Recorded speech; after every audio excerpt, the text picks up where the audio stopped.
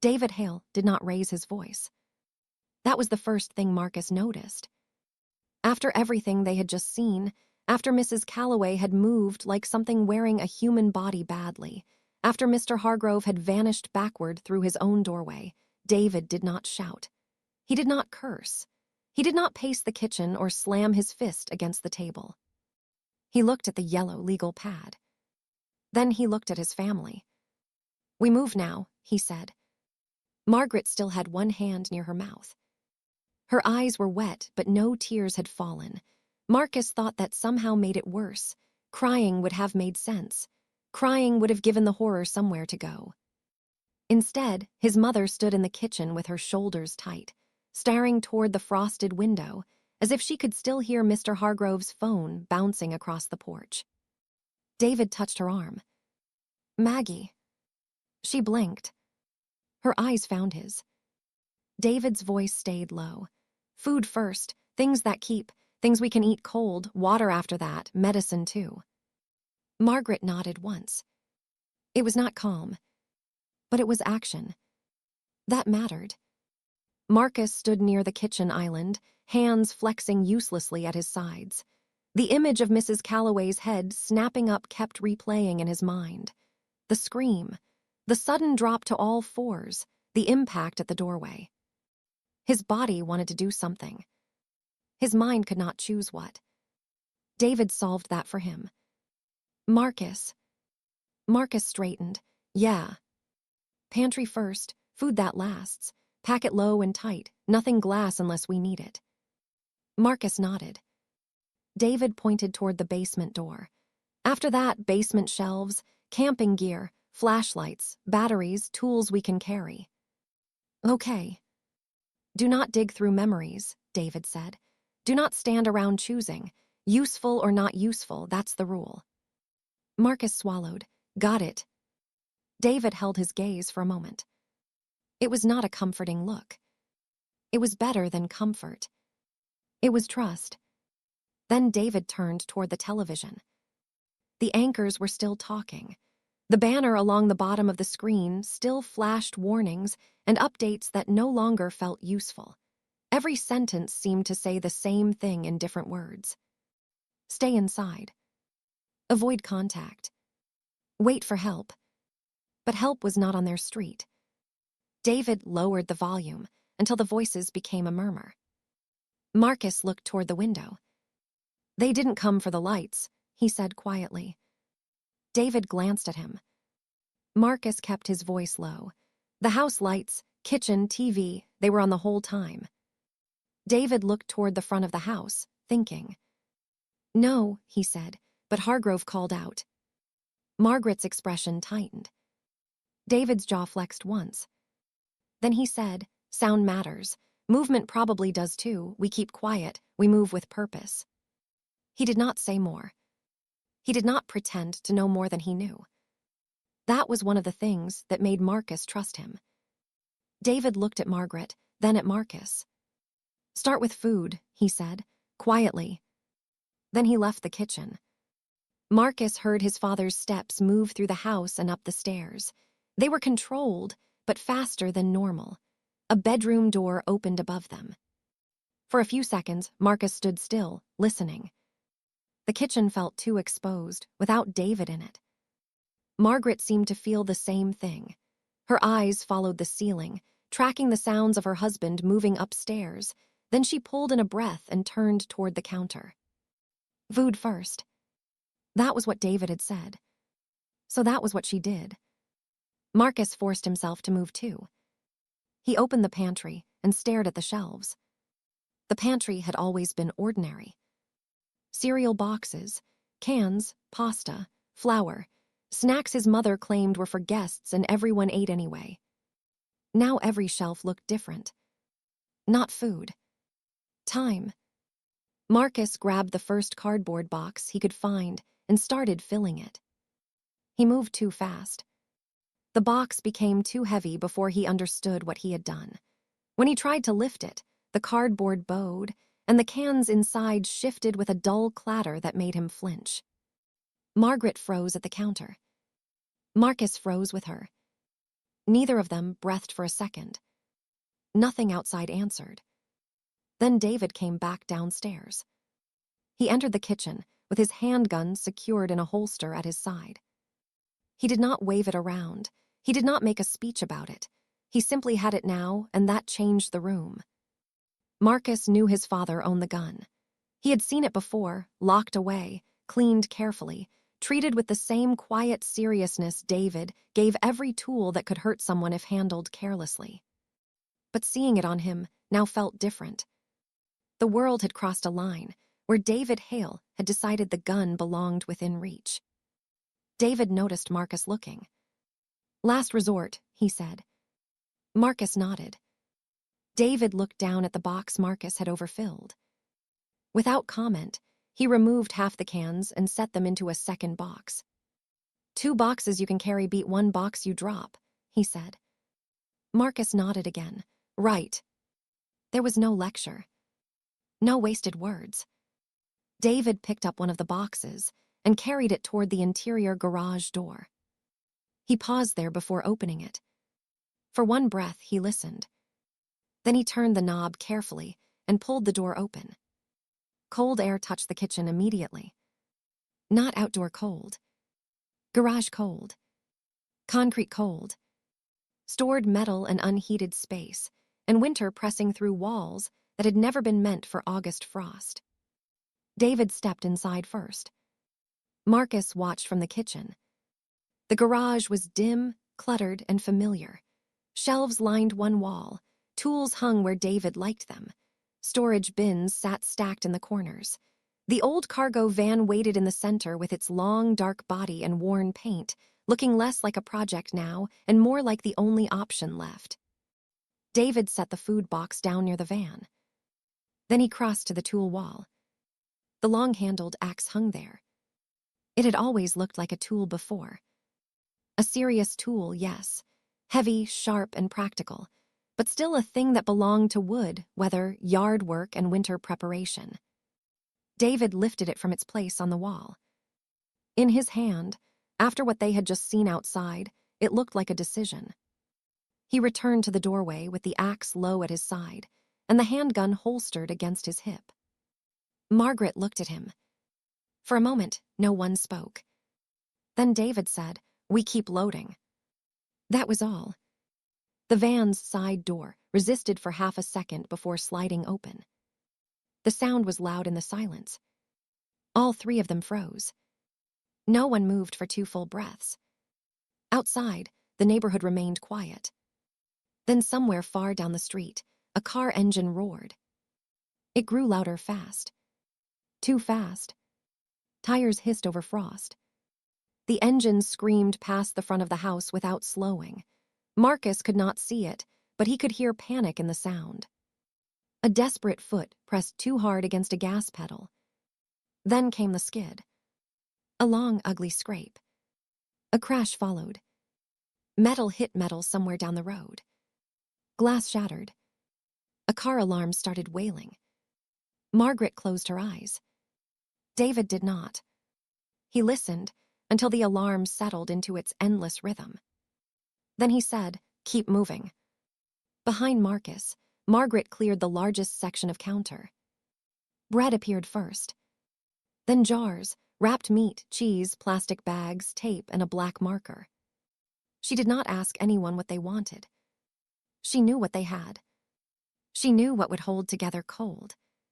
She knew what her family would eat when fear made chewing difficult, and cold made hunger come back twice as strong. Marcus watched her for half a second too long. Margaret laid bread slices across the counter in rows. 2 rows became 4. 4 became 6. She moved fast but not carelessly.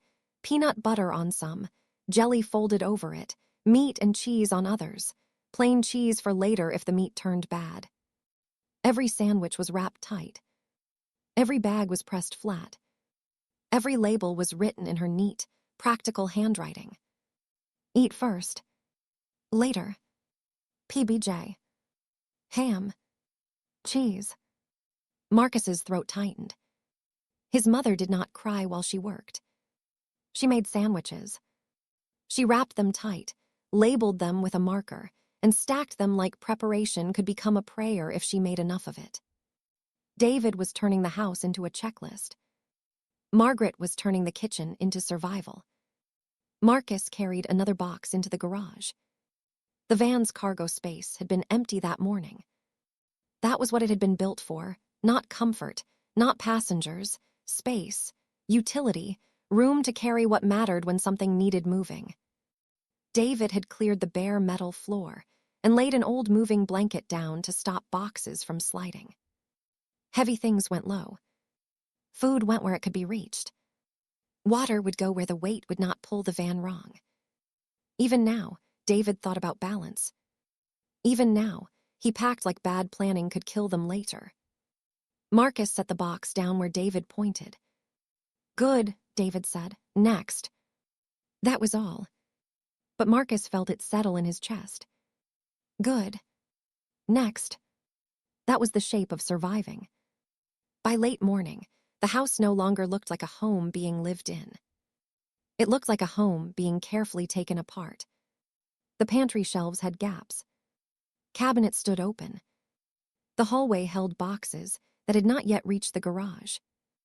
Medicine gathered on the kitchen table while Margaret sorted it with the same focus she gave the sandwiches. She did not make piles because piles looked organized. She packed what they could use, sealed it, and wrote medical across the lid in thick black letters. The marker squeaked. Marcus carried the bin to the garage. The car alarm down the street still wailed. Then it stopped. The silence after it was worse. For a while, there was only movement. Cabinets opening. Boxes sliding. Footsteps across hardwood. The van door rolling open and shut. The soft rip of tape. The scrape of cardboard. The kitchen clock ticking above the doorway, as if time still belonged to normal people. Then someone screamed. It came from far enough away that Marcus could not tell if it was a man or a woman. He stopped in the hallway with an armful of blankets. The scream rose. Broke. Stopped. A second later, something shrieked back. That sound was not human. It was not Mrs. Calloway's exact scream, but it belonged to the same impossible family. A raw, tearing cry that seemed to scrape the inside of Marcus's skull. It echoed through the neighborhood and bounced off houses that had never been built to hold that kind of sound. Margaret stood in the kitchen doorway with the marker still in her hand. David came out of the garage with the axe low at his side. No one spoke. A dog barked somewhere. Once. Twice. Then the barking turned frantic. Marcus looked toward the front of the house.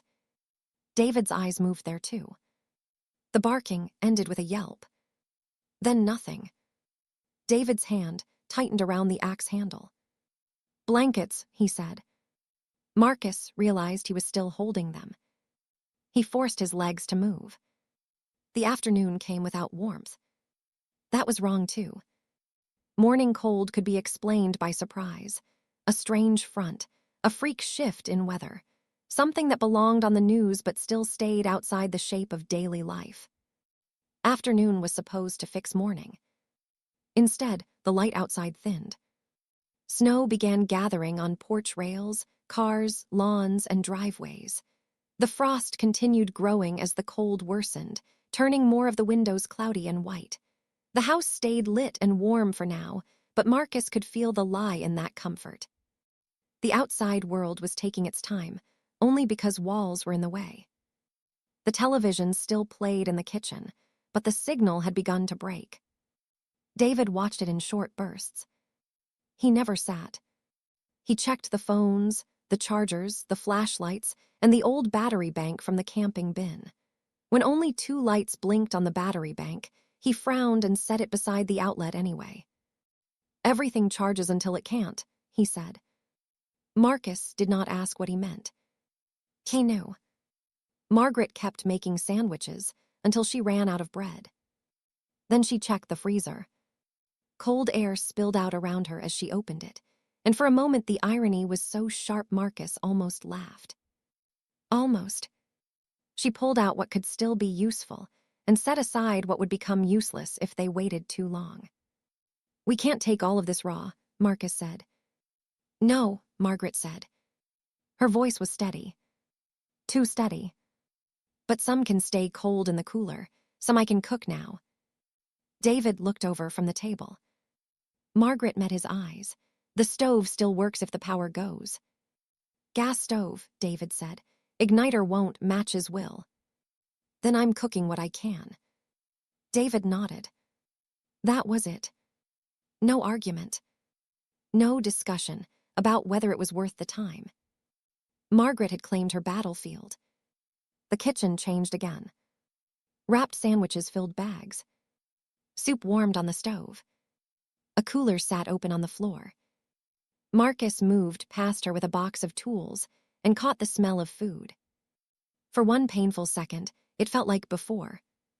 His mother cooking. His father making lists. The house warm around them. Then another car sped past outside. This one was closer. The tires slid. Someone shouted. The engine revved too high. The car clipped something with a heavy crack, maybe a mailbox, maybe a parked car, and kept going. Margaret's hands paused over the stove. Only for a second. Then she kept cooking. Marcus went to the basement next. The basement smelled like dust, laundry detergent, old cardboard, and concrete. He had always hated going down there at night as a kid. Too many shadows, too many strange sounds from the furnace. Too many corners where imagination could hide things with teeth. Now it felt almost safe because it was underground. Almost. He found the camping shelves. The hand-crank radio sat behind an old plastic bin. Marcus stared at it. He had made fun of it years ago. Of course he had. David had only shrugged and put it on the shelf. You do not buy tools for the days you already understand. Marcus grabbed the radio. On the way back upstairs, he heard a thump from outside. Then another. Slow. Heavy. Not near the house. Not far enough. He froze on the basement steps. Above him, David's shadow moved across the hallway. Marcus climbed the last few steps carefully. David stood near the front room, not at the window, but close enough to listen. The thump came again. Then a scraping sound. Then nothing. Marcus whispered, "What is that?" David shook his head once. Not now. They waited. The house held its breath. Snow ticked softly against the windows. Somewhere down the street, something dragged across pavement. Then the sound moved away. David turned from the hallway. "Radio?" he asked quietly. Marcus lifted it. David nodded. "Good, garage." They kept moving. By late afternoon, exhaustion had started to dull the edges of fear. Not remove it. Never remove it. But fear could only stay sharp for so long, before the body started rationing it like everything else. Marcus's shoulders ached. His hands were raw from cardboard edges and plastic bin handles. His hoodie smelled like garage dust, canned food, and cold air. Margaret had packed the last of the sandwiches into a cooler bag with freezer packs tucked around them. A strip of masking tape ran across the top. SANDWICHS. Eat first. She had underlined the second line twice. David stood beside the van, studying the cargo space. Marcus recognized the look. It was the same expression his father wore when packing the trunk before a family trip, only stripped of all humor. Every inch mattered. Every box needed to stay reachable. Every item had to justify its place. Marcus looked into the van. It was filling fast. How are we supposed to fit everything? David adjusted one of the boxes with the toe of his boot. We don't fit everything, he said. We fit what keeps us alive. So they shifted things. Boxes moved twice. Blankets filled gaps. Tools were tucked low. Margaret's food stayed reachable because David said hungry people made stupid decisions. Marcus almost smiled at that. Then the lights flickered. Once. Twice. The garage bulb dimmed. The kitchen light beyond the open door buzzed. David went still. Marcus looked toward the house. Dad. The lights came back. For 3 seconds, everything held. Then every light in the house went out. The television died mid-sentence. The refrigerator hum stopped. The furnace cut off. The little charger, lights on the kitchen counter vanished. The house became silent in a way Marcus had never heard before. Not quiet. Dead. Margaret stood in the kitchen, half lit by the gray window and the last weak daylight outside. She was holding the marker. For some reason, that detail hurt. David breathed in slowly. Then he reached into his pocket and pulled out a flashlight. It clicked on. A hard white beam cut through the dim garage. "Everyone okay?" he asked. Margaret answered first. "Yes." Marcus said, "Yeah." David looked toward the kitchen ceiling, as if he could see through the house and into the sky beyond it. "I thought we had more time," he said. It was not fear in his voice. It was anger. Controlled. Quiet. Directed at a world that had broken its schedule. Margaret came closer. "The ice." "Maybe," David said. "Line down, transformer. Grid overload doesn't matter." He looked at both of them. Warm clothes, layers now. Margaret nodded and moved first. Marcus followed her upstairs with a flashlight in hand, careful not to let the beam jump wildly across the windows. He could hear David below, moving through the garage, closing the van door quietly and checking something near the interior door. Upstairs, the bedrooms looked strange without power. Marcus pulled on a heavier shirt over the one he wore, then a sweatshirt under his hoodie. He grabbed socks, gloves, and a knit hat from his drawer. For a second, his hand hovered over things that did not matter. A book. A photo. An old-school medal from a robotics competition. He left them. Useful or not useful. That was the rule. In the hall, Margaret came out of her room wearing another sweater over the blue one. Her hands were full of clothes, but her face had changed. Not calmer. More decided. She handed Marcus a folded thermal shirt. "For your father." Marcus took it. "Mom." She looked at him. He wanted to say something. He did not know what. She gave him the smallest smile. "I know," she said. They went back downstairs. The house felt colder already, though Marcus knew part of that was fear. Heat did not vanish instantly. Walls held warmth. Rooms held memory. But the machines were dead now. The cold had time on its side. David stood in the kitchen with the axe beside him and the flashlight tucked under one arm while he checked the hand-crank radio. Marcus handed him the thermal shirt. David looked at it. Then at Margaret. "Put it on," she said. David did. No argument. That, more than anything, told Marcus how bad things were. For a while after that, they worked by flashlight. The house became smaller in the dark. The kitchen was no longer a bright center of family life. It was a station, a place where food, medicine, batteries, and decisions passed through on their way to the van. The garage felt colder than the rest of the house, but it had purpose. The van waited with its side door open. The cargo space looked less empty now. Not full enough. Never full enough. But changed. Prepared. Then a soft blue-white glow moved across the front window. Marcus saw it from the garage doorway. At first, he thought it was headlights. He turned toward it. The glow passed again. Not headlights. Too low. Too steady. David lifted one hand. "Stop." Marcus stopped. Margaret froze behind him. The three of them stood in the darkened house, listening. Outside, something moved through the snow. Marcus could not see it clearly from where he stood, The front room blocked most of the view, and the window was thick with frost. But through the clearer places near the center of the glass, he saw motion. A shape. Tall. Bent. Not Mrs. Calloway. Not Mr. Hargrove. Not anyone from the neighborhood. It passed between two parked cars across the street, moving with a slow, uneven drag. Its limbs looked too long. Its shoulders sat wrong beneath a heavy, hunched back. Its body was gray and rough, like frozen stone given meat. Then it stopped. Marcus's breath caught.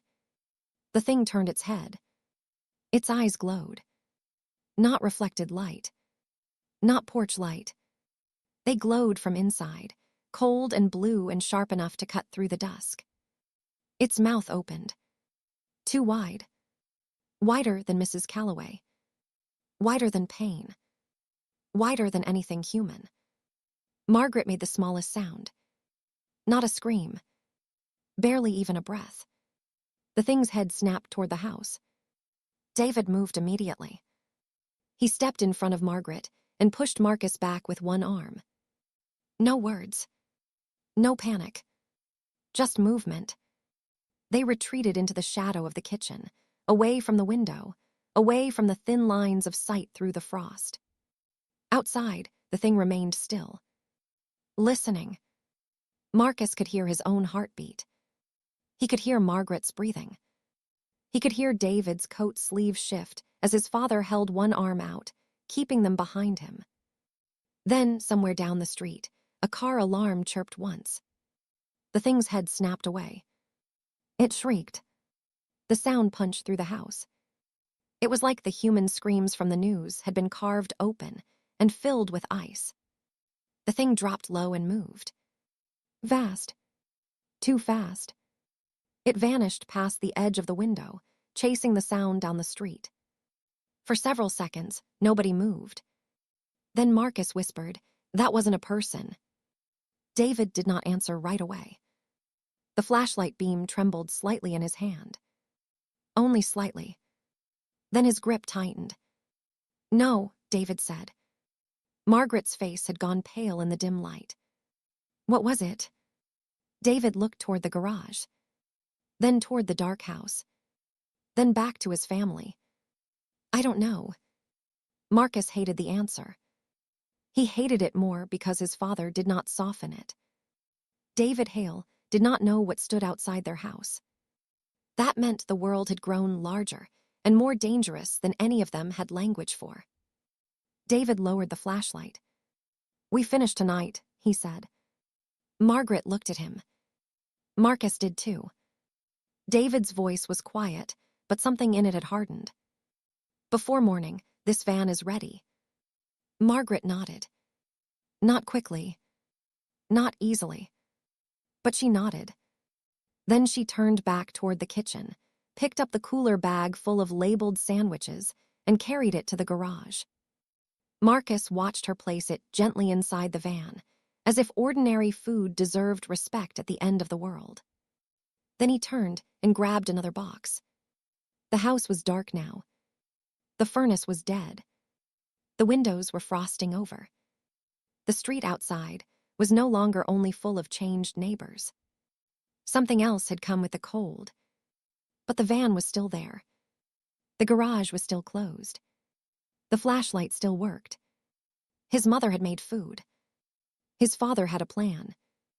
Marcus carried the box into the van and set it where David pointed. "Good. Next."